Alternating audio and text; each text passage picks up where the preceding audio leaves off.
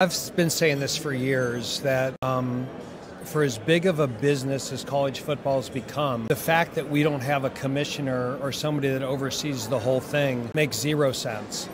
And so what happens is that everybody's acting in their own interest for their own conference, which I don't think is better for the game as a whole. I think if you took any of these commissioners and you said you're now in charge of college football, they'd be making different decisions than they would as the head of their conference. And they're all doing a great job. I mean, everyone and all these commissioners are doing what they need to do, which is best for their conference.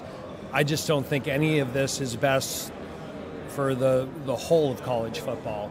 And when a conference like the Pac-12, and I mean, I grew up watching USC, UCLA, and I mean, to have those teams in the Big Ten and to eliminate a conference in 100 years of history, I don't think is good. And they'll say, well, that's progress. I think there was a way of doing this much better that conference still exists. So I'm glad to have Stanford. What's good for the ACC is Jim Phillips was proactive in securing our conference.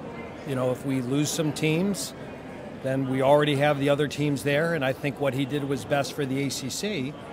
But it's hard to say that, you know, Stanford and Cal are better playing Wake Forest and BC than they were Oregon, Washington, Oregon State, Washington State, and UCLA. You're such a good speaker that you have never needed my advice in our 11 years of knowing each other, but if you want a quote upstairs in the ballroom, one of my favorite quotes is, "A camel is actually a horse created by committee," if that makes sense to you. That's essentially what you're saying with college realignment.